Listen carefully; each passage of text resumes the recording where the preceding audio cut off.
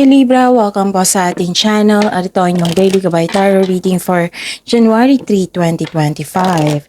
Please be reminded kung naka-resonate kayo, comment down. Kung hindi kayo naka-resonate, ibigay niyo po sa iba kasi channel reading po ito. This is for you Libra. Ngayon January 3, 2025.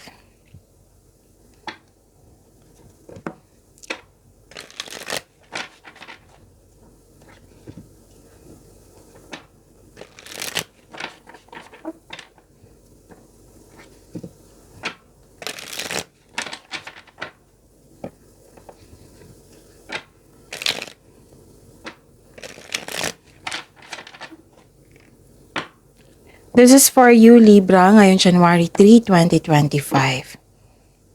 Maraming salamat po sa inyong patuloy na suporta at maraming salamat din po sa mga hindi nag-skip ng ads. Gamitin ang reading na ito bilang gabay lamang sa mga hindi pa nag-subscribe. Subscribe na po kayo at click bell notification para malaman nyo na may bago tayong video. Para sa mga gusto magpa-reading po, may lumabas dyan sa screen nyo ngayon. Panoorin nyo po at sundin ang instruction. Calling the attention sa mga suki ko dito ng Libra. Open na po inyong monthly gabay tarot reading for January 2025. May 6 months from now reading tayo at love life reading po. So message me Libra for schedule. Maraming salamat po. Spirits Guide, mga ganap po para kay Libra ngayon January 3, 2025. I need 3 cards po.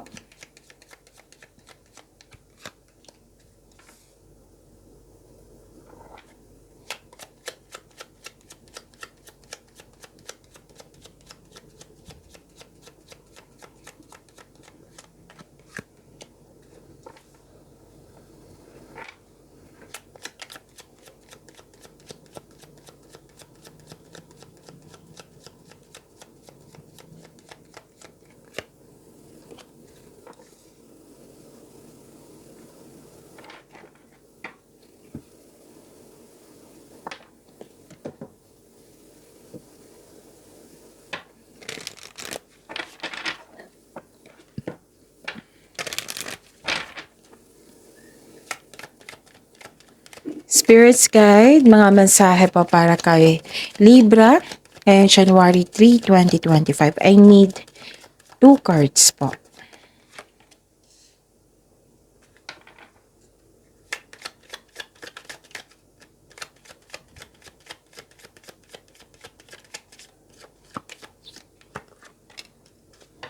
Okay, Libra.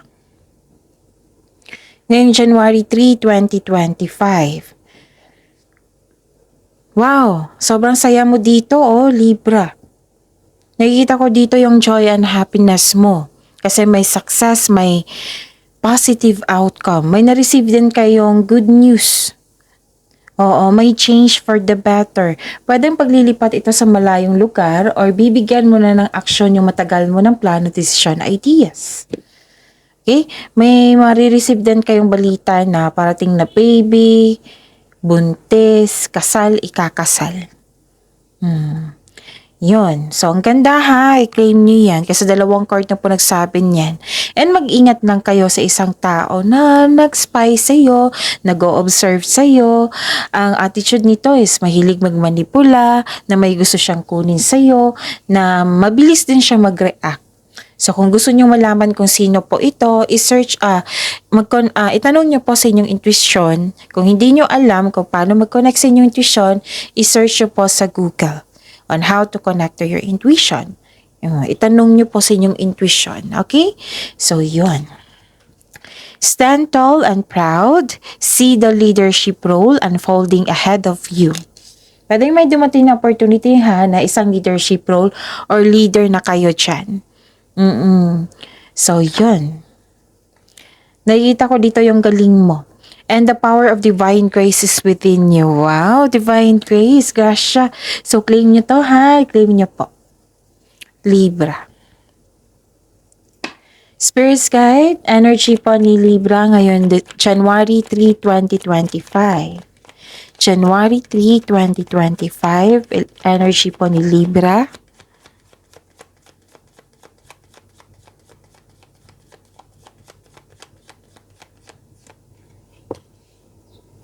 And And the clarification of this card po, Libra.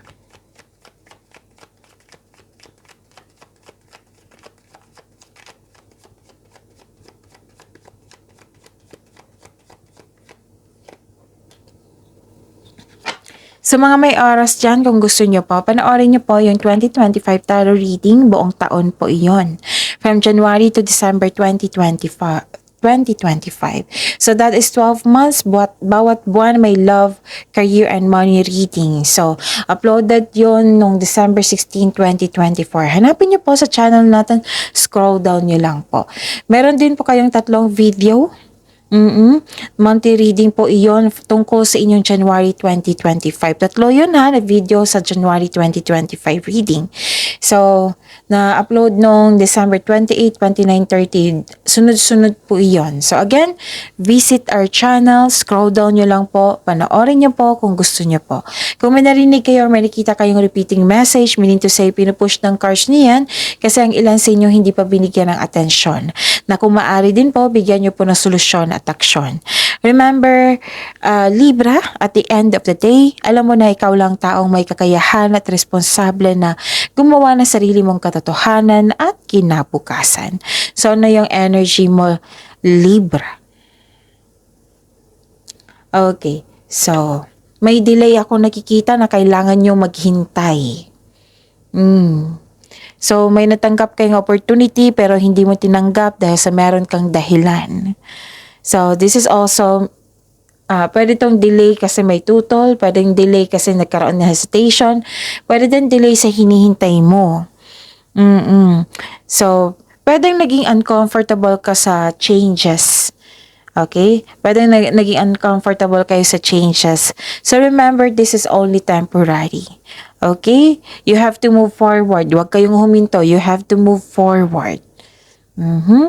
So, embrace the new situation na dumating sa buhay mo. Ano pa? Nakikita ko rin dito na nagkaroon po ng wag kayong maniwala agad sa chismis. Okay? Kasi nakikita ko dito ang ilan sa inyo naniwala agad na hindi inalam kung totoo ba yan or hindi. Nawalan kayo ng panatag kasi naniwala kayo agad sa chismis. Alamin nyo muna kung totoo ba yan or hindi. Okay? Tapos wag po daw kayo magpadalos-dalos sa paggawa ng desisyon or plano. Siguraduhin nyo, pagbutihin nyo, galingan nyo sa paggawa ng konkretong plano. Huwag kayong magmadali. Okay, don't rush things. Tapos, may kausap kayo dito, may concern kayo sa isang tao na pwedeng immature po siya na mahirap kausap. Yung nagrereklamo siya bago, yung may responsibilidad siya. Oo, mas nauna pa yung reklamo niya kaysa gawan niya ng aksyon. Yun. So, yun, kausap mo siya ngayon. Sana'y ma-resolve yan. Okay? So, yun. Spirit's Guide, Career and Money po ni Libra ngayong January 3, 2025.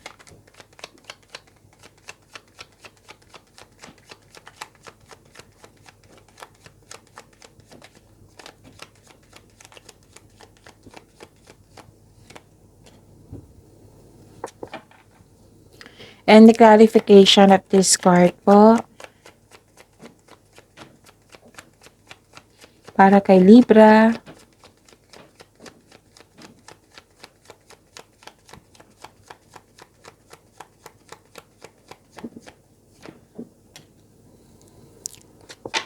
Okay.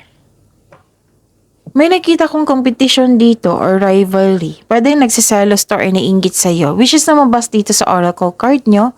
Diba? Yung nag-observe sa'yo, nag-spy sa'yo, na may gusto siyang kunin sa'yo. Lumabas din siya dito sa tarot card nyo, Libra. So, be careful. At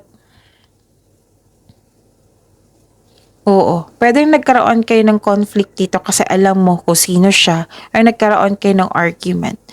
Pwedeng naging toxic yung taong yun. So, ang sabi ng card dito, know when it's time to walk away from an environment na hindi ka nakatulong sa iyong growth at na hindi nakapagbigay ng peace of mind sa iyo. So, listen to your intuition. It will guide you away from toxic person or toxic place. Okay? Okay. Mag-ingat din kayo sa mga sinasabi at ginagawa. Okay? Dito mo rin makilala mo, what I meant is dito mo rin makilala ang iyong sarili. Kung paano ka mag-respond sa ganitong sitwasyon. Pero ang sabi ng card dito na walk away or umiwas. Yan yung sabi ng card dito. Tapos, pero mag-uusap kayo nito ha. Dalawang card na nagsabi niya na mag-uusap kayo dito. Na nagkaroon ng conflict. Nakita ko dito na you're addressing hurt feelings. Okay? At improve your communication also. Okay? Ano pa? Nakita ko rin dito na nagkaroon po ng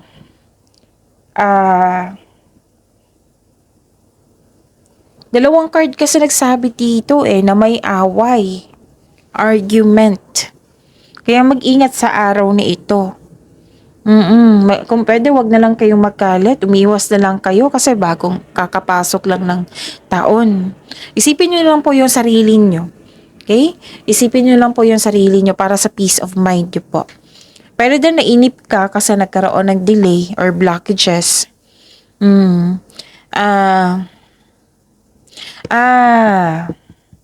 Okay, kanina ko po to na nakita na pwedeng delay sa hinihintay nyo. Kasi lumabas din ito kay Gemini. Pwedeng delay sa hinihintay nyo. Pwedeng delay kasi may tuto sa inyong desisyon. Pwedeng delay sa nagkaroon ng hesitation to take an action. Na-highlight kasi dito na may tao na tuto sa inyo. Tuto sa inyong desisyon. Tuto sa inyong ideas. Tuto sa inyong plano. Yon. It might be na inis ka nang dahil sa kanyang pinakita niya sa iyo na tutol siya. Pero nasaktan ka dito Mag-uusap po kayo. So, i-address mo yung hurt feelings at magkaroon ng adjustment kung ito ay partner mo or ito yung partnership, teamwork, teammate, or business partnership.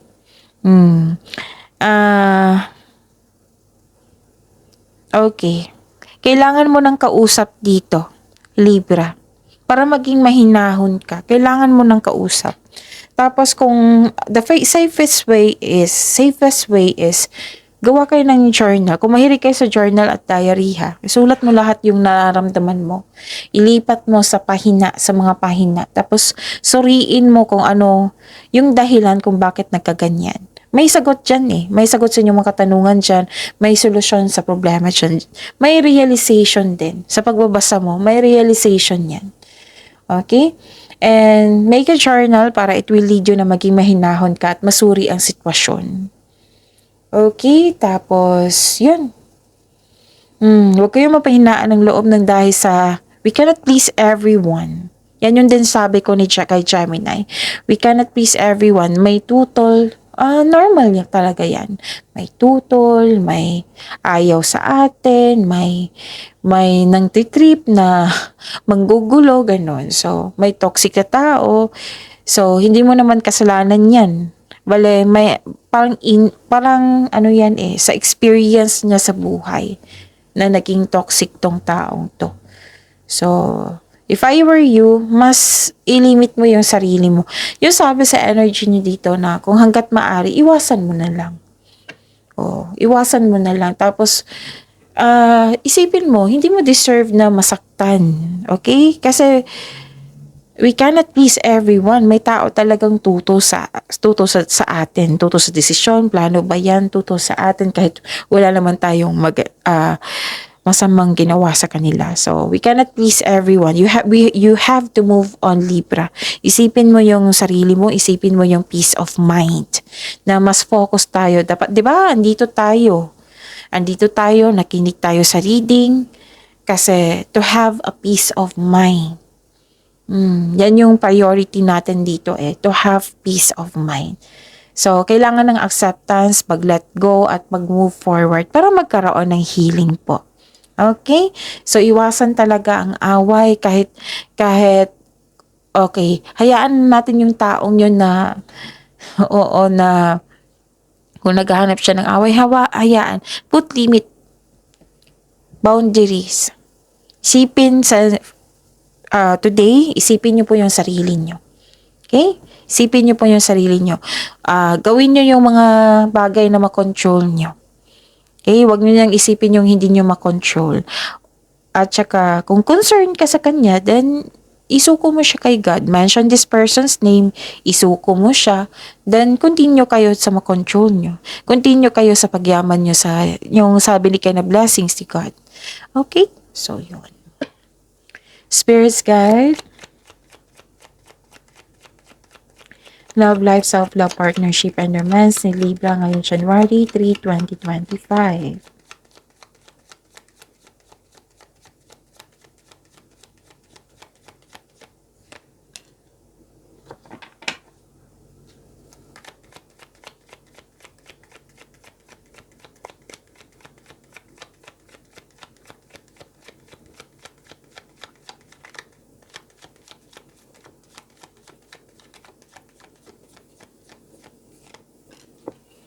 Okay.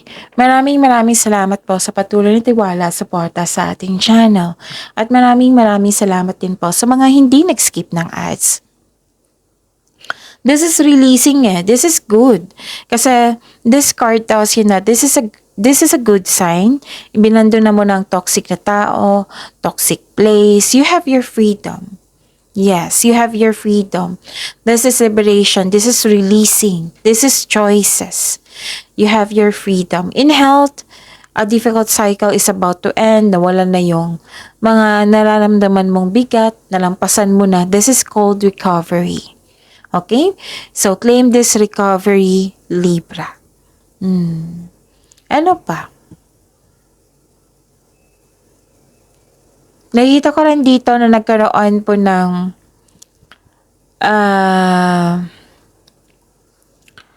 concern sa isang taong mayapang. May bossy ako ang nakikita dito, Libra, na gusto niya masunod yung gusto niya. Oo. Na nagka-problema kayo kasi naging bossy yung tao. Or hindi ka satisfied sa inyong sitwasyon ngayon. Sa inyong status ngayon. Tapos, ang sabi ng card dito, may paalala po. So, take note ha. This card also tells you na huwag masyadong gastahin yung mga biyayang natanggap. Kung i-consider mo ang mga biyayang natanggap, celebrate it by expressing gratitude and generosity. Okay? So, yun. Huwag nyo daw kung pera man ito, then save money. Okay? Libra? And dalawang card na po nagsabi dito na your health is improving, maaring stress or hindi maganda ang pakiramdam mo sa nakaraan. So, yun. Nakikita ko dito na pag na-overcome mo na ito, magkakaroon siya ng overall feelings of happiness and joy, which is lumabas dito sa cards nyo sa Oracle at sa Tarot card nyo. So, you have to move forward. You have to overcome these challenges, these obstacles. So, yun. Yan yung main concern mo sa isang matigas ang ulo na ayaw makinig. So, we cannot please everyone. Isipin mo yung sarili mo to have peace of mind. Yan yung importante ngayon. Okay, Libra? And, yes, kung ma-overcome mo na ito, kasi recovery na nakikita ko yung recovery. Magkakaroon siya ng abundance in all areas of your life. Okay? So, yun, i-claim mo itong divine grace na binigay sa inyo. And kung gusto nyo magkaayos kayo, then mag-usap kayo. Okay? Mag-usap kayo na magkaroon ng adjustment kung pwede. Kung if it is not if it is not time na mag-usap kayo, then give space. Kasi space is a sign of respect. Okay? So, yun. At least may recovery, may healing, and may nakikita ako ditong success. Okay? And good news. Okay, so pagyamanin niyo po yung blessings binigay sa inyo. Libra, see you tomorrow. Please like, subscribe, and click po button for notification para updated po kayo sa daily tarot reading natin. Maraming salamat po.